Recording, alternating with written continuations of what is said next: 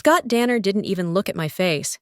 He looked at my hand, then passed it, like it was something left behind by mistake. The room went quiet for half a second. Long enough for me to feel it. Short enough for him to enjoy it. "This meeting is for leadership," he said, finally lifting his eyes. "We don't do formalities with people who won't be here much longer." A ripple of laughter moved around the table. Polite, loyal, safe. The red light on the camera stayed on. I kept my hand out for one more beat. Not because I expected him to change his mind, but because pulling it back too fast would have looked like apology. Then I lowered it myself and took my seat. One quick note before we continue. This story includes fictionalized elements and uses AI to convey real emotional and educational themes. Please feel free to step away and rest if it's not for you. It was the first strategic meeting under the new CEO. His meeting, his stage, and I had just been turned into a prop. Scott straightened his jacket and smiled at the board. "Before we begin, we're making a small adjustment. Some roles made sense in the past. They don't anymore." His eyes flicked to me. "Leora's position is one of them." More laughter. Someone cleared their throat. No one objected. "You're not a fit for where we're going," Scott continued. Calm and rehearsed. "Security will walk you out after the meeting." After the meeting. How generous. I didn't speak. I didn't explain. I didn't remind anyone what I'd built, fixed, or held together when their projections collapsed. I let the silence do what it always does, make powerful people uncomfortable. Scott took that silence as surrender. "Good," he said. "Let's move on." Slides appeared. Numbers marched across the screen. Futures were discussed as if I hadn't just been erased from the room. When the meeting adjourned, I stood, collected my notebook, and walked out without a word. No one tried to stop me. They assumed the story was over. It wasn't, because while Scott Danner had taken my badge, my title, and his little victory lap, he hadn't taken control of the financial backbone, quietly humming beneath his system. And that was going to matter. If you're still here, I hope you're doing okay tonight. Maybe turn down the lights in the room just a little and get comfortable. Small things help when a story gets heavy. Tell me where you're listening from, and if this kind of story speaks to you, stay with me and subscribe, because what happened after that handshake mattered even more. I didn't leave the building angry. That surprised me. Anger would have been easier. What settled in instead was something heavier, quieter, and familiar. I had carried it for 12 years without ever naming it. For 12 years. I built systems no one wanted to notice. Because they worked. I fixed failures before they reached reports, and patched risks executives never saw. When contracts wobbled, my team stabilized them quietly. Scott Danner called it legacy thinking. He said it fast, confident, rehearsed. What he never said was that he had never operated the system he judged. He didn't know how small changes echoed downstream weeks later. He believed authority replaced understanding. Scott ruled through performance. He spoke fast, interrupted experts, and made decisions publicly to end debate. Humiliation was his shortcut to order. I watched it happen to others before it reached me. The room laughed because laughter was safer than resistance. Walking away, memory surfaced during the rushed transition. A clause slipped in late. It tied leadership conduct to financial authorization. Scott signed it distracted, eager, certain it was harmless. I stopped in the hallway and let the bitterness pass. This wasn't revenge. It was alignment. Systems don't collapse from emotion. They collapse from behavior. Scott misread me, and soon. His own signature would explain why. I straightened, steadied myself, and walked forward with calm purpose. The silence he mistook for weakness had always been preparation. I trusted systems, timing, and consequences more than volume. Scott had mistaken control for power. He would learn the difference, not through confrontation, but through the structure he approved. The process was already moving. I didn't need to raise my voice. The system would speak for me, and it would be impossible for him to interrupt. That was enough. For now. I waited. If you think this is just an ordinary story, give it a few more seconds. I understood the clause the moment I remembered it, and that clarity steadied everything. It wasn't dramatic, and it wasn't personal. It was structural, written in calm language, meant to prevent exactly what had just happened. The provision tied leadership conduct directly to capital authorization, not intent, not motive, conduct. Any documented behavior that materially damaged trust during negotiations triggered an automatic withdrawal. No warnings, no appeals. The language was precise because it had to be. Money moves faster than apologies. I had insisted on that clause after watching too many deals collapse slowly. Poisoned by ego long before spreadsheets reflected the damage, Scott Danner never asked why it was there. He skimmed, nodded, and signed. Speed mattered more to him than comprehension. He assumed safeguards were symbolic, not operational. The system didn't share that assumption. Every meeting was recorded by default. Audio, video, timestamps, attendance logs, his refusal to shake my hand. The laughter that followed, the dismissal delivered as theater. All of it was captured, stored, indexed, no interpretation required, behavior, documented. What made the clause effective was its independence. Activation authority sat with the capital controller, not the board. That wasn't an accident. Boards hesitate, processes stall, markets don't wait.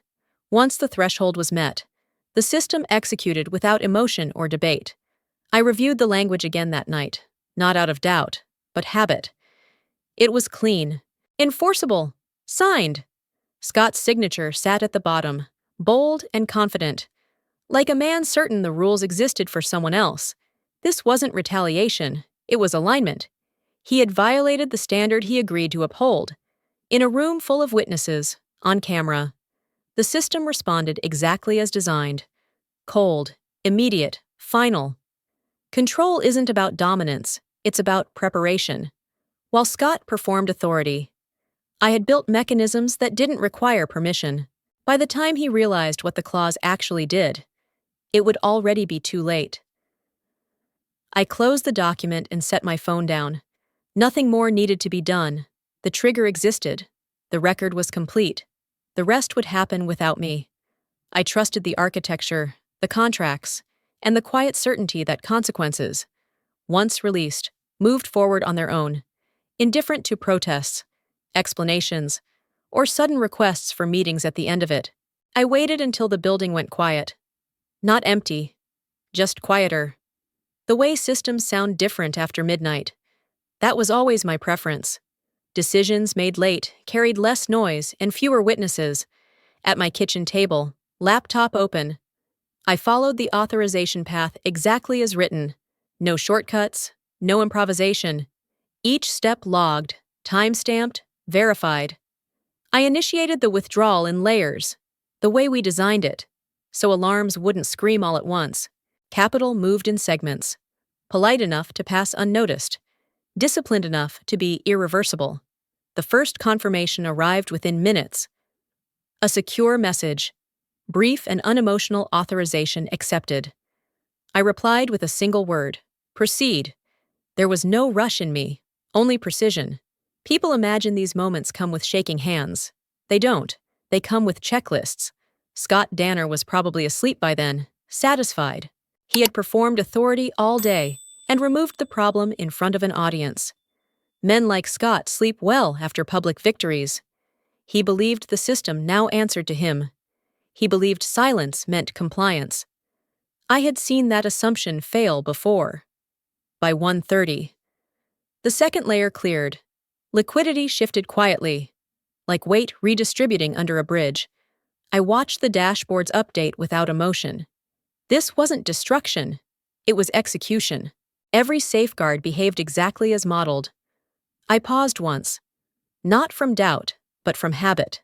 12 years of building resilient systems teaches you to respect momentum. Then I continued. Another confirmation, another log entry, another door closing behind him. Just before dawn. The indicators changed, subtle at first. A delayed settlement here, a restricted credit line there. the kind of friction executives never notice until it becomes panic. I allowed myself a small, private thought. This is what preparation looks like. At 4:45, automated controls began locking specific liquidity channels. No announcement, no negotiation, just enforcement. By the time Scott woke, the system would already be explaining the consequences for me. I closed the laptop and stood. Outside. The city was still. Inside the architecture, everything was moving. It felt neither cruel nor triumphant, just inevitable. Systems don't argue, they respond. What Scott called confidence had been noise. What he dismissed as silence had always been control, waiting patiently for the right moment to assert itself permanently alone. If you're still here, you're probably as curious as I was back then.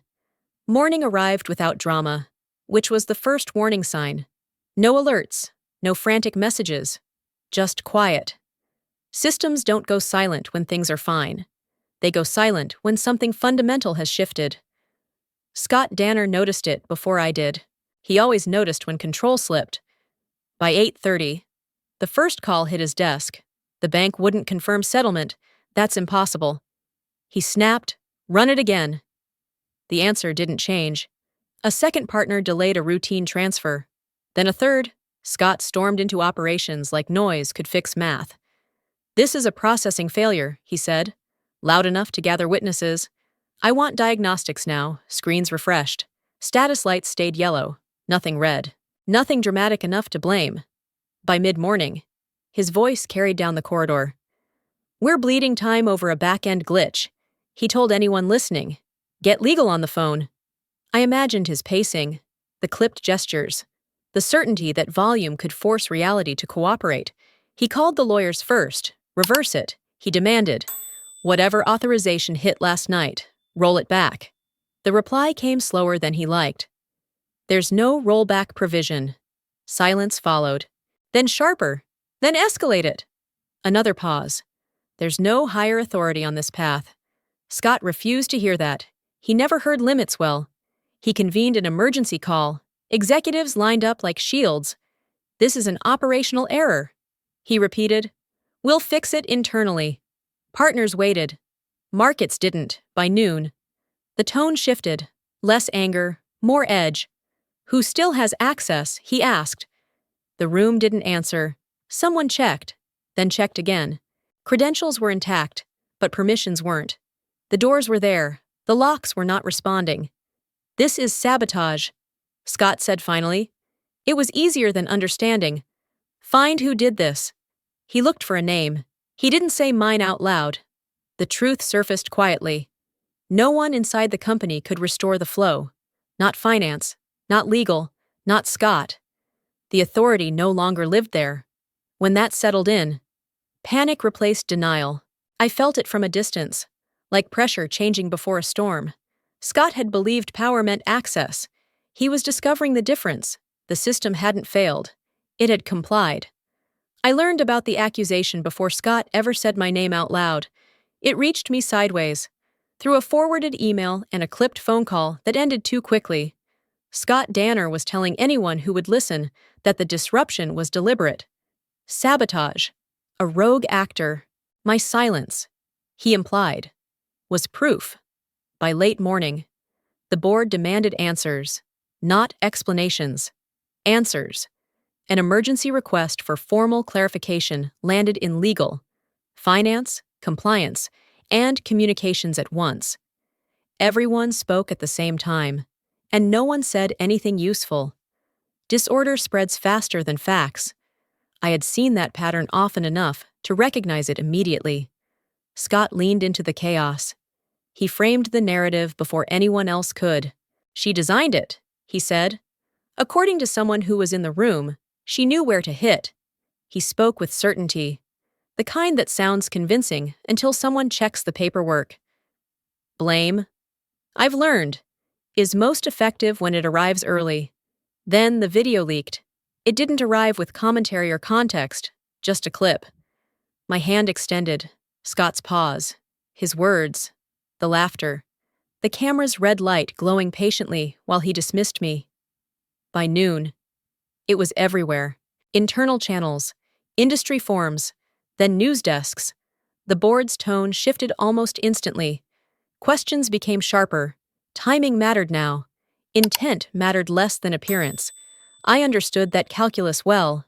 In public failures, perception becomes currency. Scott had spent his career trading in it. By afternoon, headlines hardened. Not about systems or capital, but about leadership. Pattern of public humiliation. One analyst wrote, another used a phrase that made me pause authoritarian leadership style. It spread quickly, repeated until it stuck. Scott fought it loudly. He denied context, blamed stress, accused disloyalty. Every denial added weight to the story. I didn't respond. I didn't need to. Disorder was doing the work for me. When the board called again, it wasn't to ask who broke the system. It was to ask who broke trust. That distinction mattered. It always does. And in that moment, Scott finally understood something I had known all along. Blame is loud, but accountability is heavier. Confusion favors those who stay still. I stayed still, while others scrambled to assign fault. I watched structures realign themselves. Disorder exposed priorities, and priorities exposed leadership. Scott kept shouting. The system kept recording. The contrast could not have been clearer to everyone. I could feel the shift before anyone announced it, not emotionally, but mathematically. Risk models don't panic. They recalculate. Once the capital withdrawal registered across counterparties, the algorithms did what they were designed to do. They downgraded confidence, not out of judgment, but correlation. Credit scores adjusted first. Quiet flags appeared beside Scott's expansion plans. Dependent loans paused automatically, each one citing exposure thresholds that had been crossed overnight.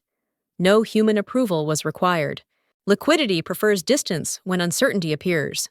By the time executives asked why financing felt heavier, the answer had already propagated through the network. Scott fought the dashboards like they were opponents. This is overcorrecting, he argued, pointing at charts. We've weathered worse. He didn't understand that the system wasn't afraid. It was precise. Historical volatility, governance signals, public conduct inputs he dismissed as soft variables now carried weight. The model wasn't punishing him. It was protecting itself. I watched the cascade from afar. Detached. Lines froze. Terms tightened. Interest spread widened by fractions that looked harmless until multiplied across scale. Dependent suppliers received polite notices, reviews pending, exposure under assessment. The language was sterile, final. That was when it landed for Scott. The realization arrived without drama. The system was functioning perfectly. It just wasn't answering to him anymore. Authority didn't grant access. Design did. Control lived where foresight had been placed. I had built that layer years earlier. After a different executive confused bravado for stewardship, it sat beneath the surface, invisible until needed, translating behavior into constraints. We called it a safeguard. Scott called it legacy. He never traced the wiring. Calls escalated. Teams searched for overrides that didn't exist. Permissions were intact. Pathways were not. The guardrails were doing exactly what they promised investors they would do. Contain risk, limit contagion, preserve credibility. By late afternoon, the outcome was irreversible. The models had spoken to the markets to the banks, and the banks to each other. No apology could reverse a signal already priced in. Cold systems don't seek justice, they seek stability. Scott had mistaken performance for power. I had designed for consequences. When the system turned on him, it wasn't betrayal. It was fidelity to rules he approved, to structures he ignored, and to a future that no longer included his command. The emergency board meeting happened faster than Scott expected. When systems falter, governance moves quickly, not out of courage, but obligation. By late afternoon, directors were dialing in from offices, cars, and airport lounges. No pleasantries, no small talk. The tone had already shifted. This is about shareholder protection, the lead director began. Not Scott's performance, not my actions, protection. That word changes everything. Scott spoke first. As he always did. This is an overreaction, he said sharply. We're dealing with temporary disruption, not structural failure. His confidence sounded practiced, but thinner now. Suspending me sends the wrong signal. Another voice cut in. So does public footage of executive conduct. Silence followed that. Scott hated silence. That clip was taken out of context. He snapped. You're letting optics dictate governance. No, the director replied evenly. We're letting risk dictate governance. Scott escalated. If you do this, I'll challenge it legally. He warned. I'll expose the internal maneuvering behind this so-called failure. He said conspiracy like it might scare them back into alignment. Legal counsel answered instead. The authority for temporary suspension is clearly outlined, she said, and unanimously approved. I recognized the clause she referenced. Scott's clause, his signature. The vote happened without drama. Brief, procedural, final. Scott was placed on administrative suspension, effective immediately, pending review. The phrase sounded gentle. It wasn't. This is unbelievable, Scott said, standing abruptly. You're choosing her. No one corrected him. That told me everything. Security permissions followed within minutes. Access revoked. Credentials disabled. The same systems he dismissed as outdated now locked him out cleanly. Without explanation. He reached for a tablet that no longer recognized him. Fix this, he demanded. No one moved. The irony wasn't lost on me. Scott had mocked safeguards as friction. He had called controls a lack of vision. Now they were precise, indifferent, and absolute. As the meeting ended, the director added quietly, This is about stability. Scott looked around, searching for support that no longer existed. Power doesn't disappear in arguments. It disappears in votes. And when Scott lost access to the system he once commanded, the reversal was complete. The call came late. After the noise had burned itself out, I recognized the number immediately. Scott had never called me directly before. That alone told me how far things had fallen. I answered without hesitation. Leora, he said. My name sounded unfamiliar in his mouth. Not sharp, not commanding. Careful, I think we should talk. I didn't respond right away. Silence makes people honest faster than questions ever do. His voice softened. This didn't have to go this way, he said. We moved too fast. I moved too fast. There it was. The first admission, framed gently, like a test. We can reset, start over. I can fix this. He paused, then added, I want to make things right. I listened, not because I needed answers, but because I wanted to hear how desperation reshapes language. He offered apologies without naming actions, promises without structure. We were under pressure, he said. You know how these transitions are. I did. That's why I built safeguards. I misjudged you. He continued. Quieter now. I should have handled that meeting differently. He didn't say what he did. He didn't have to. He knew I remembered every second. When I spoke, my voice was even, Scott, this isn't about feelings. That seemed to surprise him. It's about behavior and systems responding to it. He exhaled, a sound halfway between relief and frustration. There are people counting on this company, he said. If you reverse it, we can protect jobs, rebuild trust. The appeal shifted outward. Always a sign the end is near. I've already moved forward, I said. He went quiet. I could hear him calculating, searching for leverage that no longer existed. Forward where he asked. With a new project. I replied. Different partners, clear terms. I didn't elaborate. I didn't need to. Leadership conduct is non-negotiable. I added. There are no second chances built into the structure. He was silent for a long moment. Then, softly. You planned this. I considered that. I prepared. I said. There's a difference. When the call ended, I didn't feel victorious. I felt finished. Scott had finally lowered his voice. It was just too late for that to matter. I watched Scott Danner leave the building without ceremony. No announcement, no apology, No escort worthy of headlines. Just a quiet exit through the side doors executives use when they want to be forgotten. That silence felt appropriate. Loud endings are for people who still believe performance can change outcomes. In the weeks that followed, the company reorganized itself the way systems do when a faulty component is removed. Titles shifted, committees merged, dashboards stabilized. The architecture remained. Cleaner now, because one name no longer sat on critical pathways. No memo mentioned Scott. No slide carried his signature. Absence can be a form of correction, I was asked, once. If I planned to return.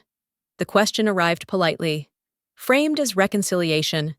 I declined just as politely. Returning would have suggested unfinished business. There wasn't any. I didn't need to be seen to be effective. And I didn't need a room to acknowledge what had already been resolved. What satisfied me wasn't collapse. It was proportion. Consequences matched behavior without spectacle. The system enforced standards the way it was designed to, indifferent to status or volume. That is the kind of justice that lasts. Cold, procedural, and boring enough to be undeniable. Scott lost power because he mistook silence for obedience. He believed people who didn't interrupt him were agreeing. He believed laughter meant loyalty. He believed control lived in titles and access. Those beliefs worked until they met structure. I never raised my voice. I never argued my value. I let documentation speak, then contracts, then algorithms. Each step reduced noise and increased clarity. By the time the outcome became visible, it was already irreversible. I moved on without ceremony as well. New partners, new safeguards, clear lines between authority and conduct. The work continued. Because it always does. Systems remember what people forget. If there is a lesson here, it isn't about revenge, it's about design. Build for the worst behavior you're willing to tolerate, and enforce it automatically. Scott Danner learned that too late. As for me, I didn't need to win the conversation. I let the system finish it. That ending suited me. I prefer outcomes that arrive quietly, verified by records, not applause. When accountability is built in, no one has to shout. The result stands on its own, and time does the rest. Without witnesses, without signatures, without regret or explanations, delays, theatrics, excuses, ever. What stayed with me wasn't the collapse of a system or the fall of a CEO. It was the quiet realization that dignity doesn't need permission to exist. I didn't win by speaking louder or proving I was right. I won by trusting what I had built, and by respecting myself enough to let consequences do their work. That's the part that still feels real to me, the moment you stop trying to be understood and start standing where you are. If you've ever been in a room where your silence was mistaken for weakness, you know how heavy that moment can feel. I'd love to know what this story stirred in you. How did it land? And tell me, where are you listening from right now if this story resonated? Take a second to leave a comment. Share it with someone who might need it, and quietly subscribe. Some stories aren't meant to shout. They're meant to stay with you.